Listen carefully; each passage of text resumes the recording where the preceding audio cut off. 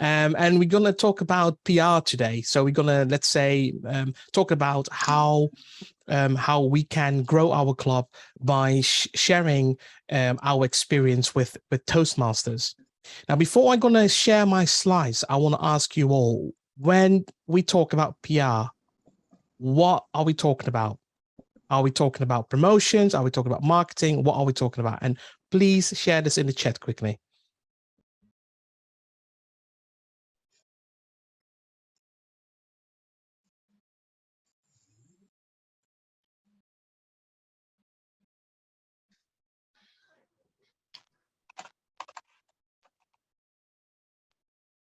I don't see anything yet. There we go.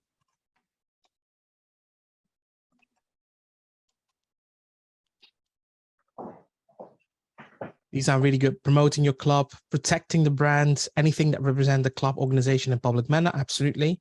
PR is a part of the overall marketing discipline. I will cover that later on about the marketing aspect. Raising the profile of Toastmasters, absolutely. Building membership, also part of it.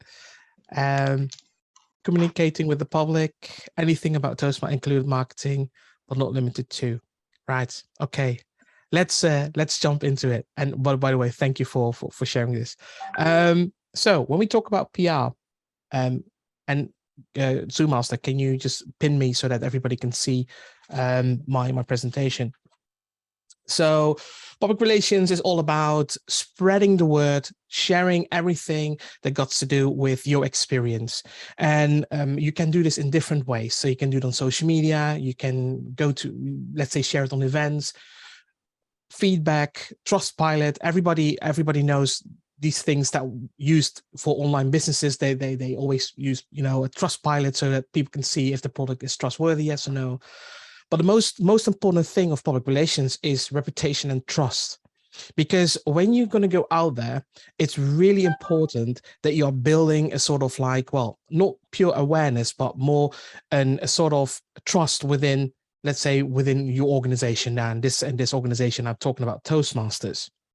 Now, when it comes to public relations, I've already summarized quite a lot, like feedbacks, reputation, trust, information, communication, social media, etc. Now, I want to go a little bit deeper in detail on this one. So when we talk about public relations, and I already got this amazing, when people mention about marketing and public relations, yes, theoretically, they are two different things, but they are absolutely working hand to hand together. Because if you don't have marketing, public relations will be difficult. If you don't have public relations, marketing could be a really time-consuming thing. But we need to keep them separate. So when we're going to start with, let's say, talking about marketing our club, we need to think about, of course, the advertisement, how we're going to represent our club, etc., etc. However, with public relations, you're gonna what's on the presentation, words have power.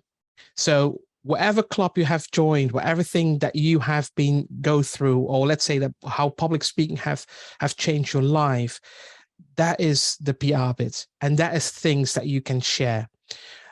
Why is this really important? Well, if people are going to join your club, let's say a visitor comes to your club and asks you, right, why should I join Toastmasters? Then your answer is, because it changed my life. And if they're going to ask, why has this changed my life? Then you can say, it makes me confident in leadership and public speaking. And that's what Toastmaster does. Now, somebody who's a visitor in your club will absolutely take a note, because they are there for a reason. They are not there just to join a club. They are there to improve, or let's say, go to the next level with, let's say, for the self-development. So it's really important that you, let's say, spread the word. I will say, try to share the experience and not sell the products. And that's really important. What's with between marketing and public relations. Now, the most important thing is, and I'm sharing this brand, Coca-Cola.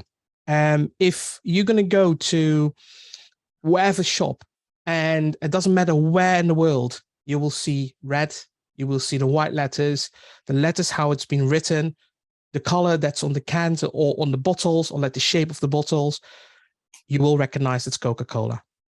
And why I'm using Coca-Cola as a reference, because Coca-Cola is there for more than 100 years. But what they have done is keep their brand. They have not changed the logo. They have not changed the colors. They've kept everything the same as it was in the 1900s. Now, why Coca-Cola? Is because Coca-Cola is a strong brand, but do not forget that Toastmasters is a strong brand as well. If you're going to go outside and you're going to tell people like, okay, listen, I'm part of Toastmasters, and you show them the logo, and I'm going to put myself a little bit better. If I put my main camera on, you see that I'm using a pin, right? A pin here. And this pin does miracles, not just only for networking. Not only for, let's say, Toastmasters. If I go to different places around the world, let's say business meeting, because I'm a business owner, they see my pin and they say like, hey, I'm a Toastmaster as well. So you don't have to do the cold introduction. Because you're Toastmasters, you're already being trusted and you're already part of that family, what we called, Toastmasters, the Toastmaster community or family. So it's really important that, why I'm using Coca-Cola as an example, that everything that is being Toastmasters in blue or in yellow or in red, the colors that they use, you are recognizable. And that's the same as for the club.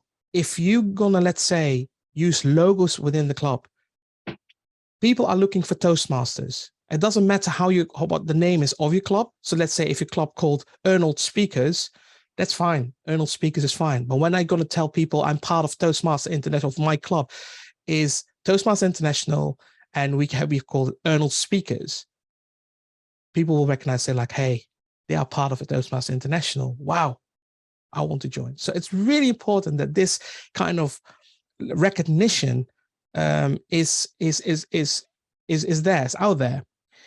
Now, to keep, let's say, so if I go back to Coca-Cola, you see there are really some what we called regulations, rules, copyrights, everything. Now, Toastmasters are exactly the same. Toastmasters also use different sizes for logos, different colors for your logos, and specific color and specific letter type. And what's important is the shape. So if you, for example, going to say like, well, I'm going to use a purple globe, I'm going to change the Toastmaster letters in Time Romance, that's out of the question, because that's not recognizable and it's not Toastmaster, what they say. It's not compliant with the brand. It's as a club, it's really important that you adhere these details, because imagine there is let's say a specific brand when it comes to bags, for example. Now call a famous brand Prada. You can buy Prada in a Prada shop and you got the original, or you can buy Prada in, let's say, on the market and it's not the right Prada. And it's all got to do with the brand, all with the letters, with the size, with the stitch, and etc. Exactly with Toastmasters. If your club, if you use the right branding, then you're going to be seen as an original Toastmaster club. And also when it comes to social media. So when you are, for example, sharing things from Toastmaster on social media and you adhere all, let's say, the colors and the shapes, people will recognize that. And they will understand that you as a Toastmaster club are genuine, and the place where people can feel safe to practice for public speaking, and also become more confident in leadership. I will share in the chat the link of the brand manual, and it's I call it the little Bible for Toastmasters. And why? It's because everything in that manual has been explained about what kind of colors you have to use and what you can use, but also what kind of materials, where you can get it from. And I'm going to quickly go to the bit of resource of Toastmasters as well. Just bear with me. I'm just going to quickly share this link as well. Is where you can get the resources. And what I mean with resources, it's with logos, with different different articles, book backgrounds, you call it. It's all Toastmasters. It all, I say, complied with the brand of Toastmasters. So those couple of links will absolutely guide you how to set up your, let's say, your brand within your Toastmaster group, Toastmaster club. Now, another thing that's really important is when you have all your branding correct and all your branding is right and you got the right colors. And I'm not saying that you're not allowed to use a different color for, let's say, your club, but when you are going to use anything with Toastmaster related, a logo or whatsoever, just use it. Just use the brand and everything will be, just use the guidelines and you'll be fine. A little bit off. I said experience in the past is that people were really creative, used the logos from Toastmasters, give them a different color. I think it was purple or something, or pink, advertised everywhere, and they got a little bit in trouble. So Toastmaster International, not just the public relation manager, but also the Toastmasters International also will check, and they will absolutely say like, well, that's not approved, because when something, let's say that you have an idea, let's say your club is going to be 25 years old and you would like to celebrate that anniversary, please send an email to the compliance team from Toastmasters, and your VPPR can do it. You can also send it to the PRM, so you can send it to me.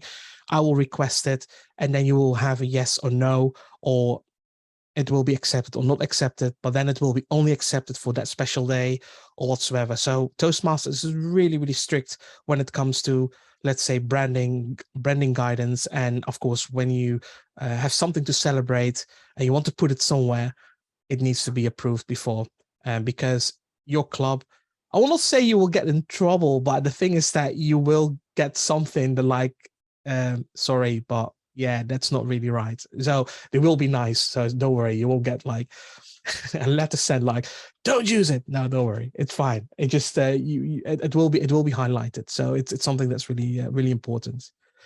Now, after the branding, when it comes to when somebody gonna come to your Toastmaster club, what is really important as well is not just only welcoming the visitor, give him well, let's a little bit of a chat.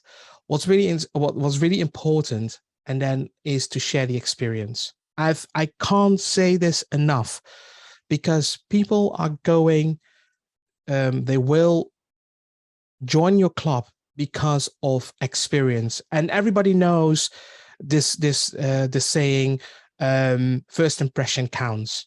So when it comes to visitors, it's really important that they will get the experience your club is doing.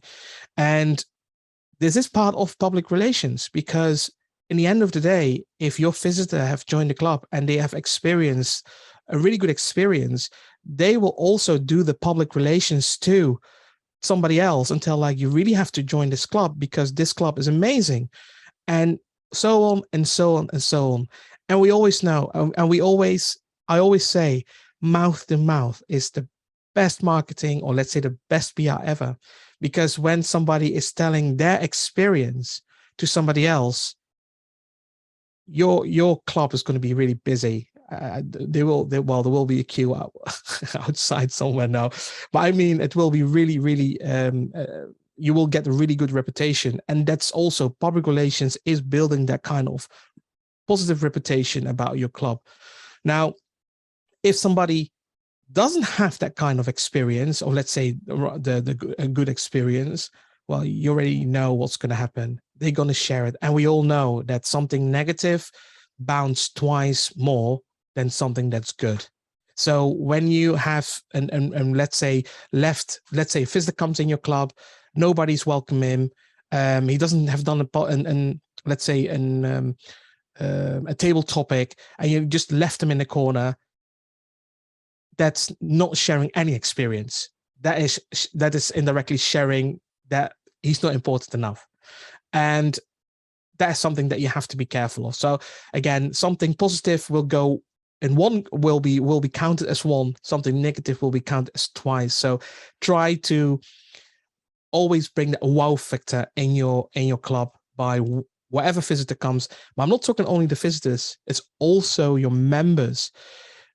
Recognition, really, really important. If you got somebody who did an amazing table topic, reward him with, let's say, something like the best table topic of the day. Well, we all know this, but I mean, do never forget that this kind of experience is one of the most important thing when it comes to public relations.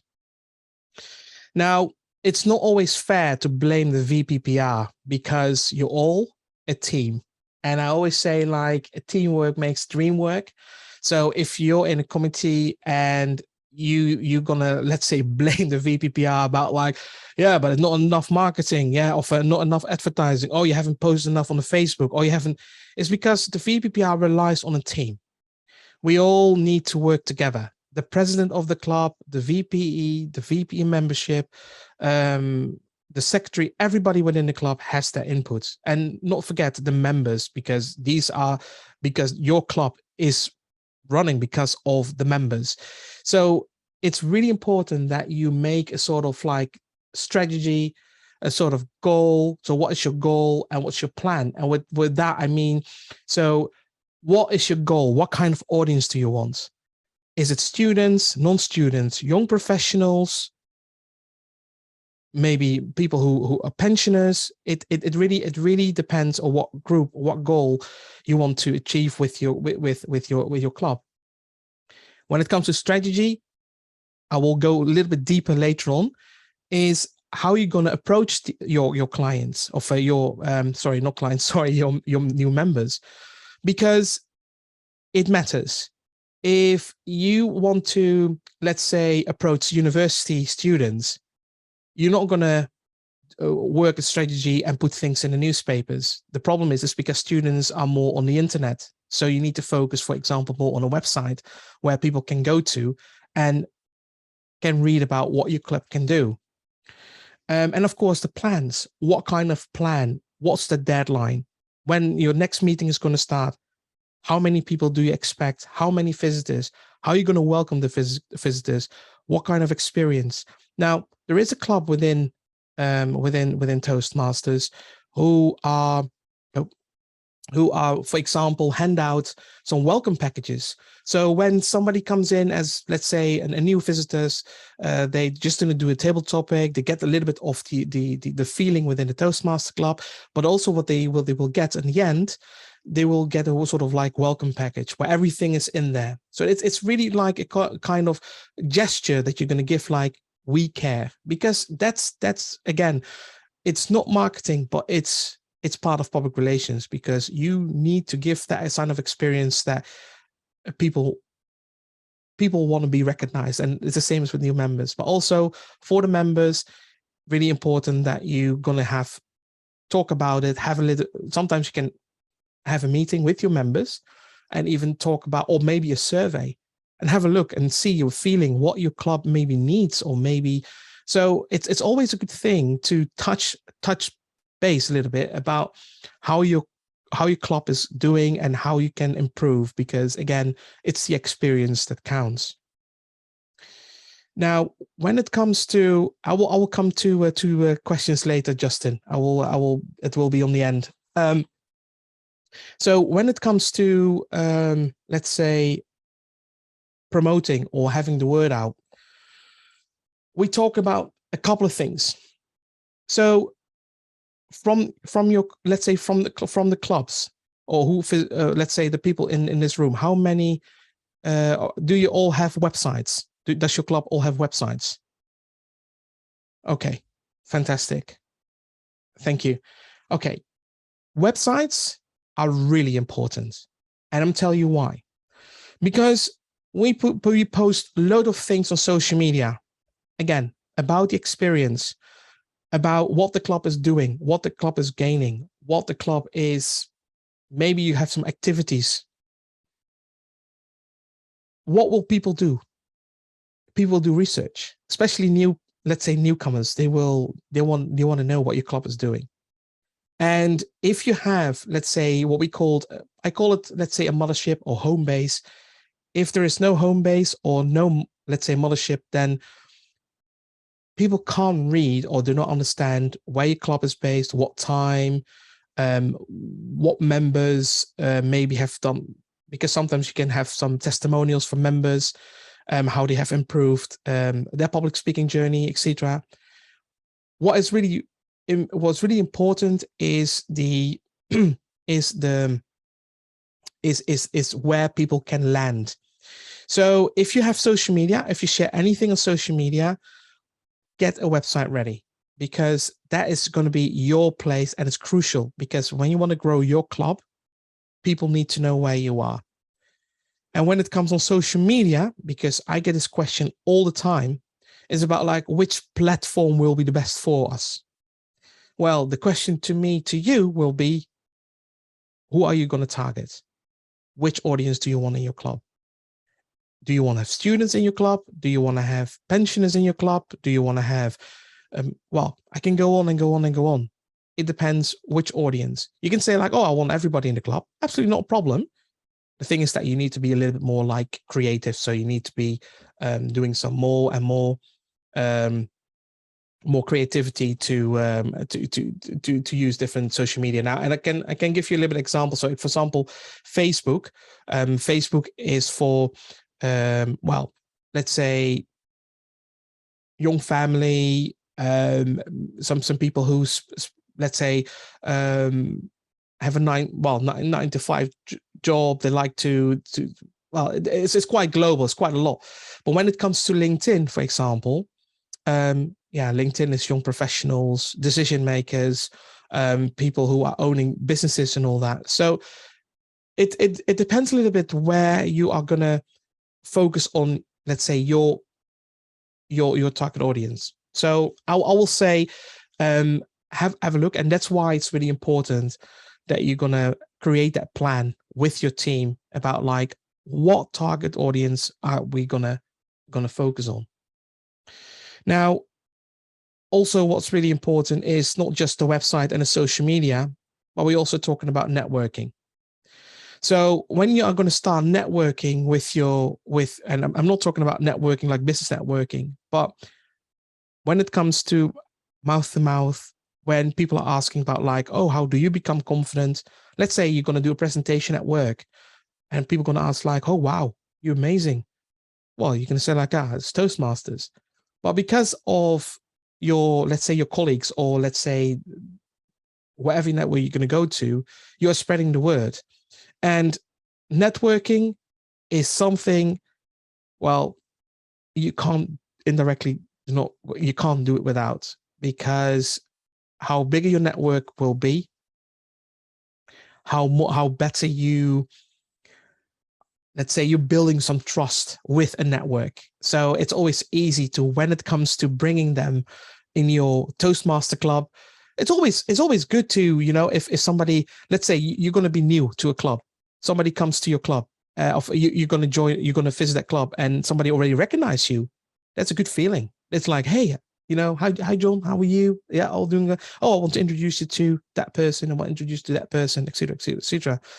That makes the club really warm, and building that kind of network within the club and external the club will also build and grow your club much quicker.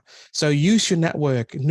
Try to, the people that the people who are really, let's say, see you improving in your public speaking journey, or also what part of club or activities you do with your club, just share it, because it's really important. Networking is absolutely the key.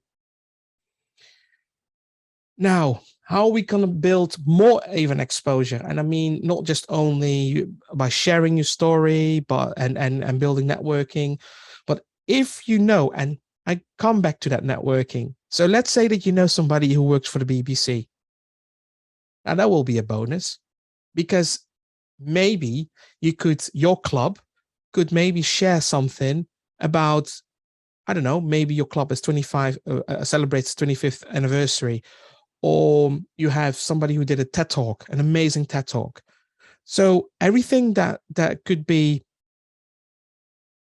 well, let's say something that could be different, that's what you can share. And if I go with, well, especially when it comes to, let's say, well, TV interviews is sometimes a big thing. But if you get the opportunity, take it. Because, and it doesn't matter to share your journey, because there's a lot of people out there who are looking for self-development, who want to become more confident in public speaking or in leadership, but they even don't know about Toastmasters. And when you have the possibility to do it on a TV interview, or sending out a press release is something that will, let's say, it's something you can shine and talk about your club, and then ask one of the journalists, if you also know some people, to maybe publish it in the local paper. But what also is really powerful is podcast. Does any of the clubs do podcast? Please raise your hands. Barry, that's amazing. Gerard, yeah, I know you do it. Yeah. Derek, yeah, fantastic. These are really powerful media. They indirectly are quite cost effective, because you can have a microphone, you can use Zoom, and you can share your story. Now, I saw Ayofi shaking his head like, no. No, I think they're a huge amount of effort. There's too many podcasts out there to be able to gain any traction with them. And I think as a district, we need to focus on getting our websites right first before spending time. It's different if someone knows how to do and edit them, but I just think the amount of effort that they take, my brother-in-law does them, and I see what is required to edit them properly. I think we need to focus way more on our basics, our websites, our LinkedIn. We're way behind on it. And compared to District 91, we are so far behind, it's not even funny. I totally, well, not that part, but I mean, when it comes to podcast and getting the website done, I totally agree with you. But the thing is yes, you need to get the basic first before you're going to go to the next level.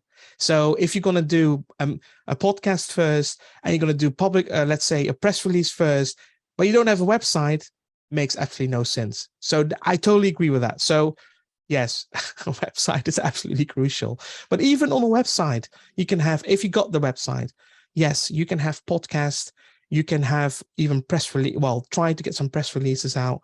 It's really important that whatever media you're going to send out, because podcasts and social media are leveraged, as leverage. And if you don't have a home base, so a website, then yes, it's indirectly a waste of time. It's the same as like you shouting that you have cans of beans for sale, but you have no shop. It's going to be a little bit of a challenge.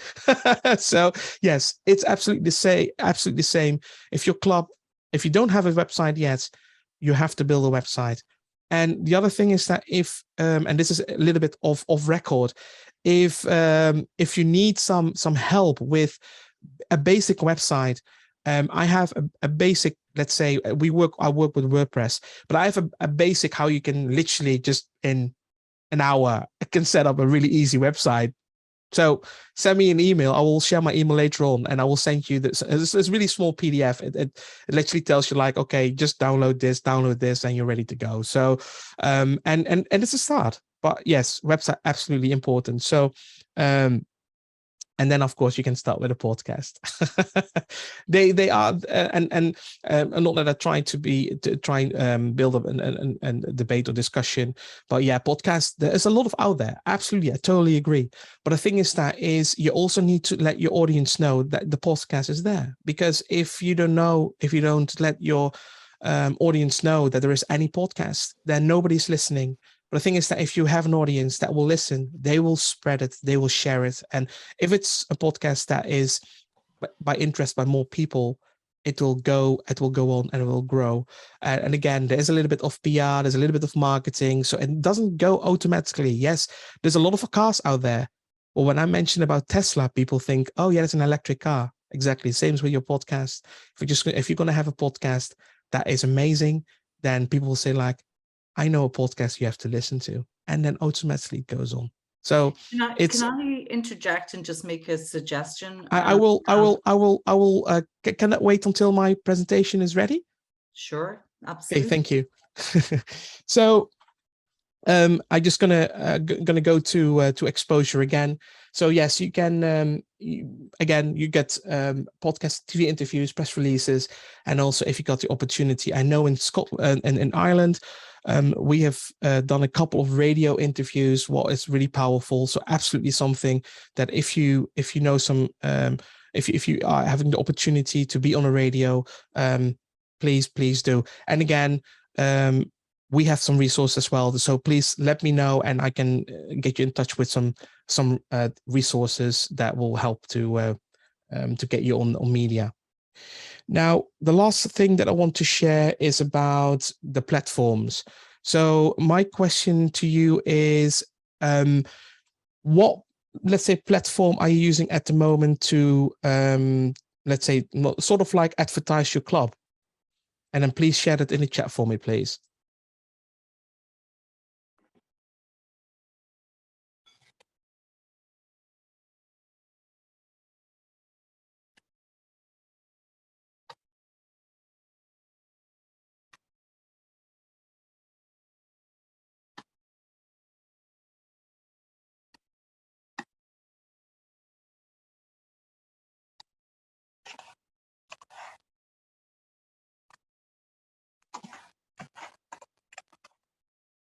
Yeah, I see a Meetup. Sorry, it's a little bit of a delay from my side for some reason, but I see Meetup, Facebook, Twitter, Eventbrite. Yes.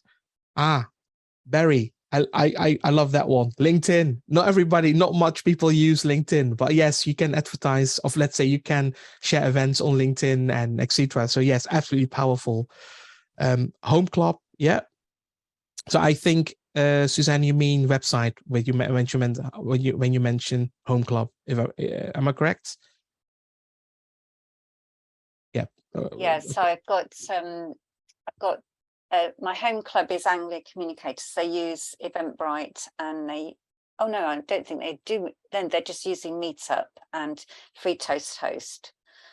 Okay. And Cornerstone is an advanced club, so it's not really quite the same kind of situation. Okay, thank you. Also I got Facebook website, powerful, absolutely. So yes, it's really important that when you're gonna, let's say, use different platforms, at the moment LinkedIn is really hot. There's a lot of people who are, especially Toastmaster International, also focus quite a lot more on LinkedIn. And the reason, again, it's about people want to grow, self-development. You got decision makers, you got a lot of new young professionals. So LinkedIn is absolutely a platform where you can share an event. There is a section in LinkedIn where you can create an event and share that with your peers or with your audience, and especially when it comes to a club. So if you as a club don't have a LinkedIn account yet, I will absolutely advise to start doing that. Facebook, absolutely powerful as well. You can create an event as well.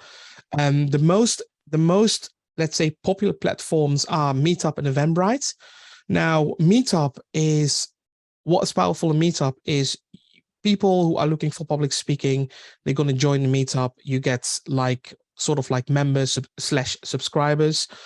And what will happen is that when you have 400-500 people in your Meetup, and you're going to have your meeting on every Tuesday, let's say on the second week, you can create the event and it will automatically send a notification to the person who is part of your community. So let's say a subscriber, and they will get notified about, okay, a Toastmaster meeting is going to be next Tuesday and that time.